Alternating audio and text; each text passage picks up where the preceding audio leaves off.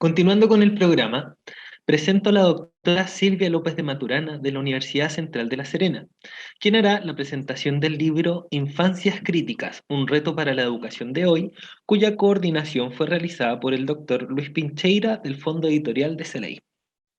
La doctora Silvia López de Maturana es doctora en Pedagogía y Estudios de Postdoctorado en Desarrollo Humano de la Universidad de Valencia, magíster en Educación y en Psicología Comunitaria de la Universidad de Chile, educadora de párvulos y educadora diferencial de la Universidad de La Serena, y es especialista en la experiencia de aprendizaje mediado y modificabilidad cognitiva desde Israel.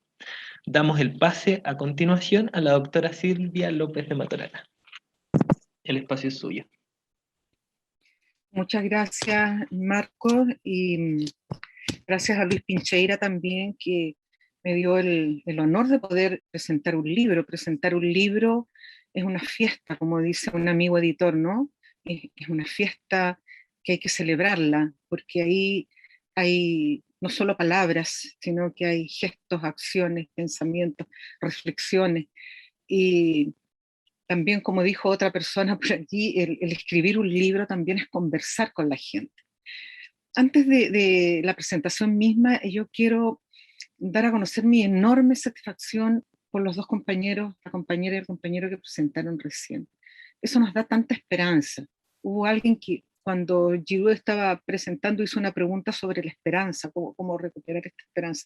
Yo creo que estas acciones como las que presentó Patricio y Pilar son las que nos dan esperanza y yo me siento gratificada por eso, porque las generaciones mías y quizás un poquito siguiendo las mías que ya están más viejitas, nos lamentamos muchísimo del mundo que hemos llegado a crear. Entonces, todos estos espacios comunitarios que creo que son el germen de las transformaciones, el germen de las praxis, ¿ah? Es decir, transformación, emancipación, es lo que necesitamos. Me encantó la temática que no es solo metáfora ni analogía, es del fútbol. ¿Ah? Creo que eso es lo que necesitamos, así que bien, adelante y abramos otros espacios de ese tipo. ¿Mm? Bueno, lo que, en lo que estamos y a lo que vinimos.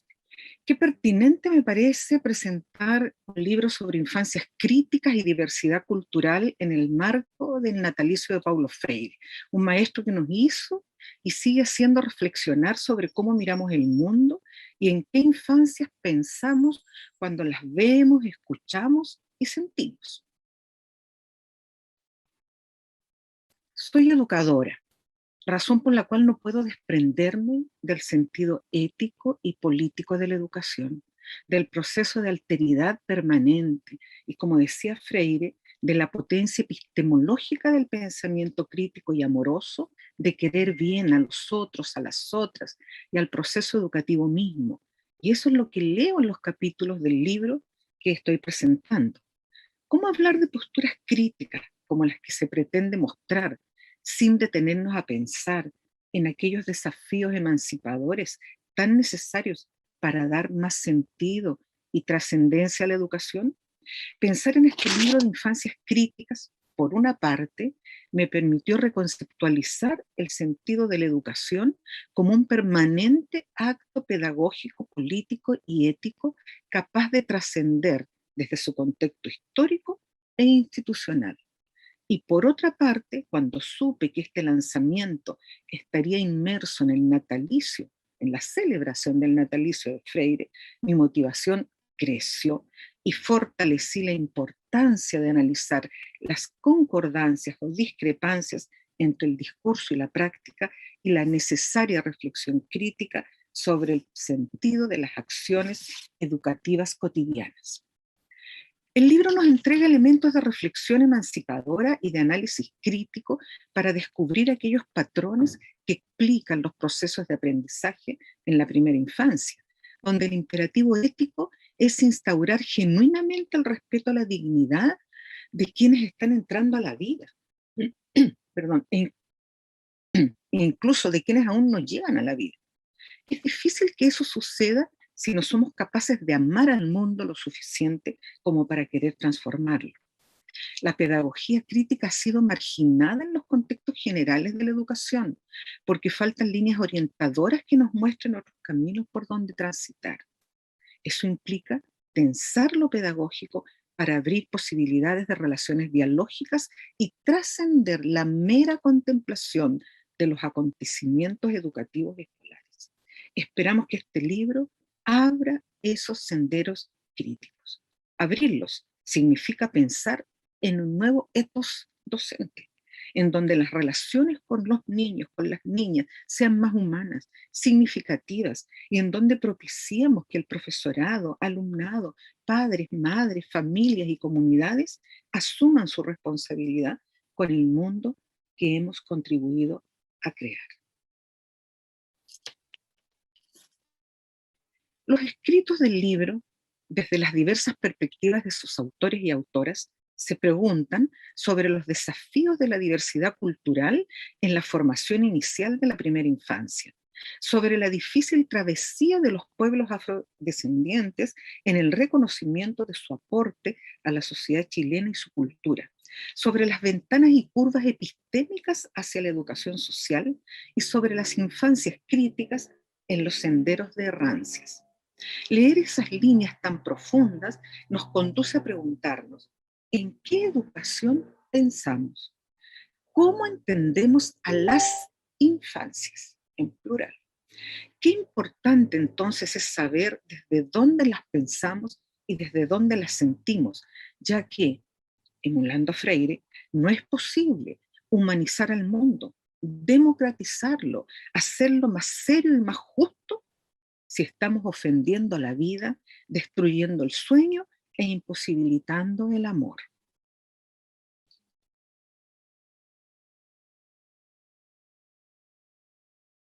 Stefano Sartorello, en el prólogo del libro, nos muestra que existen vetas que por su enorme complejidad necesitan ser exploradas a través de miradas frescas y enfoques colaborativos que den cuenta de una problemática amplia y articulada como es la infancia crítica.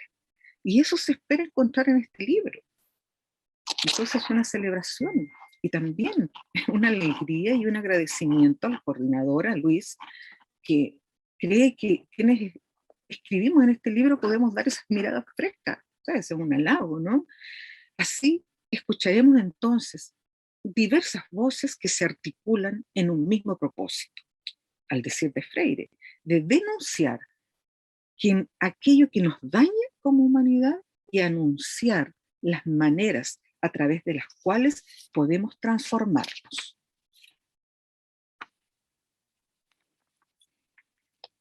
Luis Trincheira, el compilador de este libro, señala que el propósito es generar un espacio de reflexión crítica en torno al trabajo con la diversidad cultural en edades tempranas, esperando que los y las lectoras de este libro compartan esas reflexiones con nosotras y con nosotros, sobre todo quienes trabajan con la primera infancia.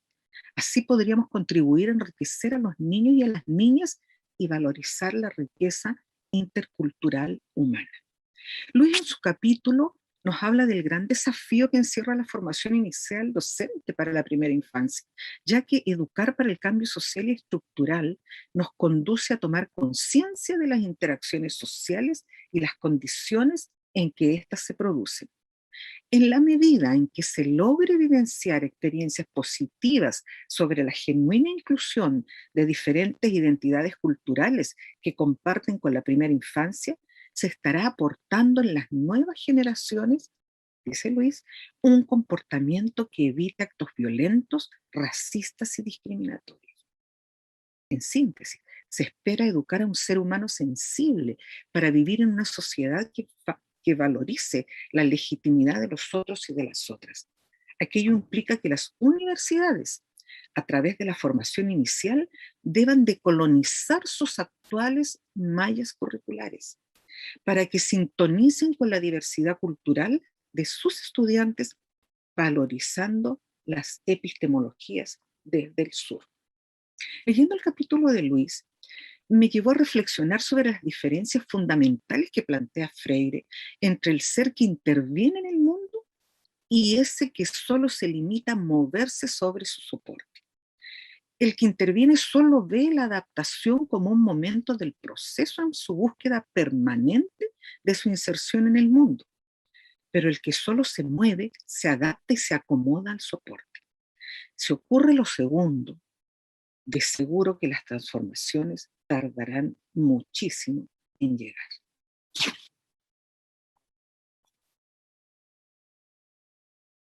Leyendo el capítulo de María Victoria Peralta acerca de la necesaria visibilización de los afrodescendientes en el reconocimiento de su aporte a la sociedad chilena y su cultura, recuerdo a Freire cuando señala lo difícil que se torna ayudar a los hijos e hijas a que sean serios, serias, justas, amantes de la vida, si despreciamos a los débiles, engañamos a los incautos, ofendemos a la vida, explotamos a otros y a otras, discriminamos al indio, a la india, al negro, a la negra y a la mujer.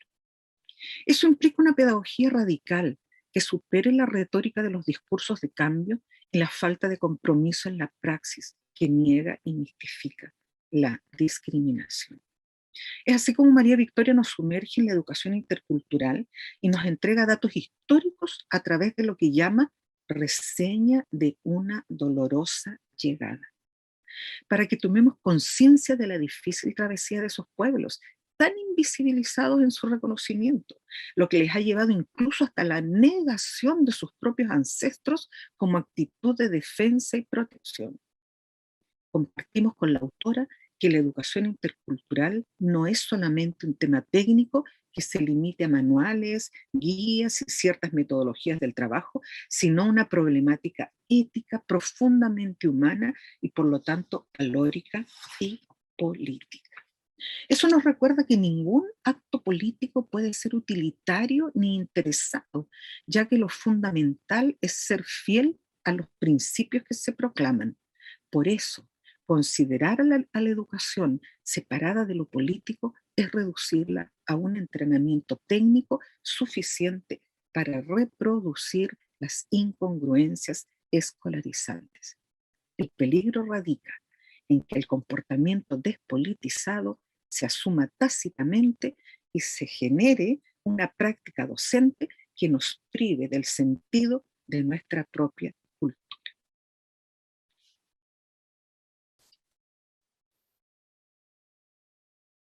El capítulo de Verónica Miller se plantea desde una posición humanista para hablarnos de niños, niñas, adultos, adultas, ventanas y curvas epistémicas hacia la educación social. Desde allí se pregunta, ¿de qué infancias puede ser pertinente hablar? ¿Las de otros tiempos o las de hoy? Recuerden que eh, Pilar recién decía, ¿verdad? Hacía alusión cuando ella habló siendo niña y ahora siendo adulta, se da cuenta que hay una distancia también, y eso es muy interesante. Y bueno, Verónica Mil se pregunta eso, ¿no? ¿De qué infancias puede ser pertinente hablar ahora? ¿Las de otros tiempos, las de hoy, las de diferentes territorios, las de América Latina o también de otros continentes? ¿Las infancias de diferentes clases sociales o las infancias de diferentes edades y etnias? Qué interesantes preguntas que nos llevan al origen de los debates, a darnos cuenta de que no es la infancia, sino que hay muchas infancias, dolientes, agredidas, violentadas, sumisas, pero también hay amables, amorosas, queridas, alegres.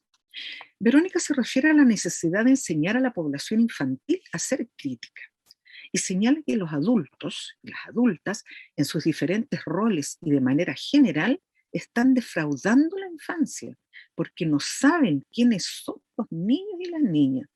Existe un mundo organizado con la centralidad de los adultos y adultas y con un sistema construido para la utilidad, la practicidad, ganancia, ventajas y placeres adultos, lo que incluye la reducción de la comprensión de educación como sinónimo de escuela.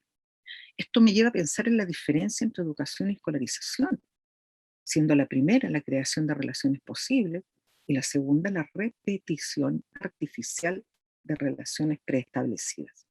Quizás si educamos en vez de escolarizar, de acuerdo con Verónica, el mundo que los adultos y las adultas dejan como herencia ya no presente altos grados de desigualdad, discriminación, negligencia, violencia, omisión, silenciamientos y también gritos. Por lo tanto, el profesorado no puede desligarse de su condición humana, por muy tecnificado que sea ese oficio, y será a través de la educación que podrían transformar el mundo de lo que acontece. Comparto con Freire que los mejores instrumentos políticos para educar es la opción ética, clarísima, de rechazar el papel de seguidores dóciles de paquetes de instrucciones, porque también podemos asombrarnos y crear. Si soy progresista, intervengo para cambiar el mundo y para hacerlo menos desagradable, más humano, más justo y más decente. Si soy conservadora, mi intervención se orientará en la dirección del mantenimiento de las cosas más o menos como están.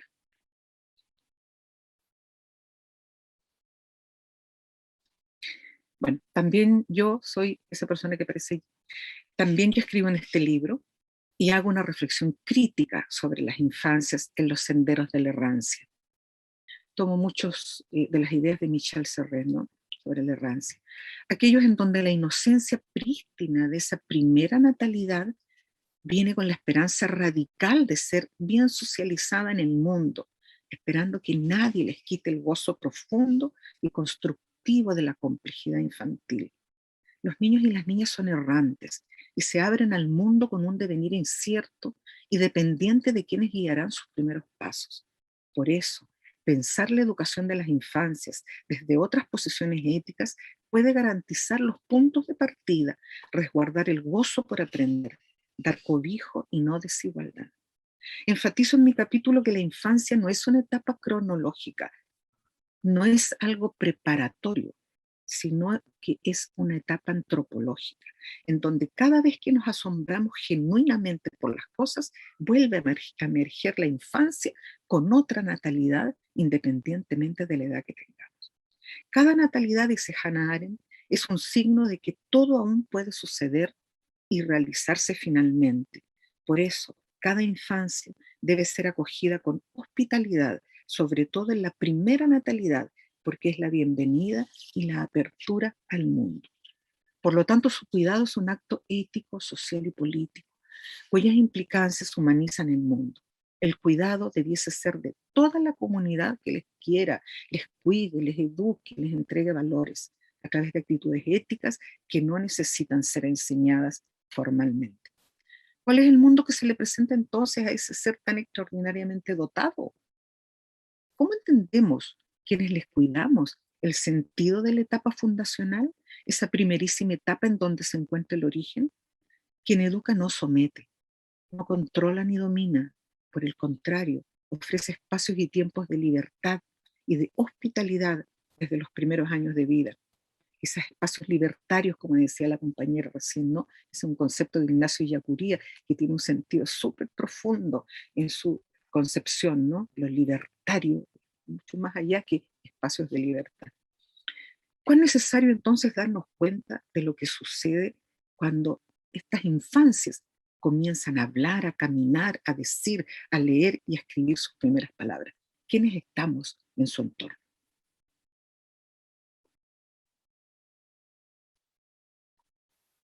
Así vemos entonces que cada autora y autor nos habla de la educación como un proyecto ético y político que surge en la familia, el barrio, la comunidad, el jardín infantil, los primeros años escolares, cuyo propósito es generar equidad e incrementar la humanidad. Para que eso suceda, es preciso que la igualdad sea el punto de partida, para que no se invisibilicen los rostros de la pobreza, del miedo, dolor, impotencia, resentimiento y de la precariedad, que no se invisibilicen. Quienes educamos en los jardines infantiles, en las escuelas, en las universidades, deberíamos preguntarnos constantemente por qué, para qué enseñamos, a quiénes les enseñamos, así como también los y las estudiantes preguntarse para qué me sirve lo que aprendo, dónde lo puedo aplicar, cuál es el sentido de esto. Eso implica tener apertura cognitiva e ideas muy claras sobre el rol docente y discente, como también la osadía de nadar contra la corriente, porque siempre habrá aquellos y aquellas que se van a mofar de estas preguntas, pues prefieren la confortable posición de quien no hace nada por moverse. Es la opción radical que se nos presenta entre enseñar para domesticar o para ser libres, o sea, optar por una educación para la sumisión o para la autonomía. Eso marca la diferencia para terminar con la perversidad de seguir dejando a los desposeídos y a los excluidos y excluidas pegadas en los peldaños inferiores mirando a otros y a otras que suben a pasos agigantados. ¿Cuáles son entonces los sentidos que le damos a las infancias? Eso requiere de destrezas pedagógicas, afectivas, colaborativas y participativas para evitar la tentación de despolitizar la infancia, lo que significaría herir a la naturaleza humana misma. Quizás nos hace falta, como dice Freire, cruzar al otro lado de la calle para ver de cerca lo que solo estoy mirando de lejos. Por eso debo partir desde el lado de ellos, de ellas, partir de su realidad para traerla a la mía.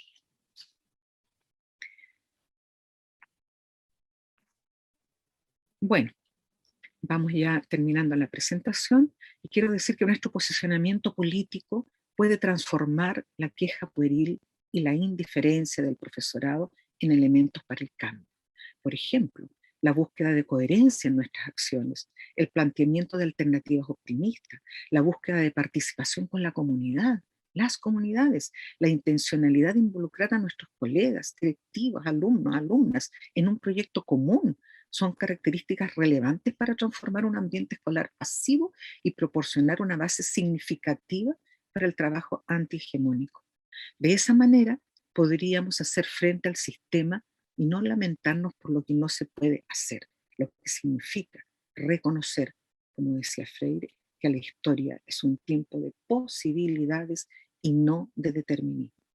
Termino diciendo que la educación es un acto político, por lo tanto la teoría y la práctica también lo son, así como lo es la lectura y la escritura. En algunos momentos es revolucionaria esta práctica, en otros puede parecer indiferente y en otros muestra claras implicancias éticas del trabajo bien hecho, pero siempre se da en un etos político que puede favorecer el cambio y la consolidación. Por lo tanto, nadie podría eludir su responsabilidad ética con el alumnado, la escuela, la comunidad y la sociedad. El etos de la educación se sustenta en elementos socioculturales dinámicos y propicios para que las experiencias aisladas puedan comunicarse y compartirse. Eso es lo que hemos intentado hacer en este libro. Eso muestra que la escuela no es un simple emplazamiento de enseñanza, sino un proceso educativo crítico que recrea las pautas culturales por donde va la organización del tejido social.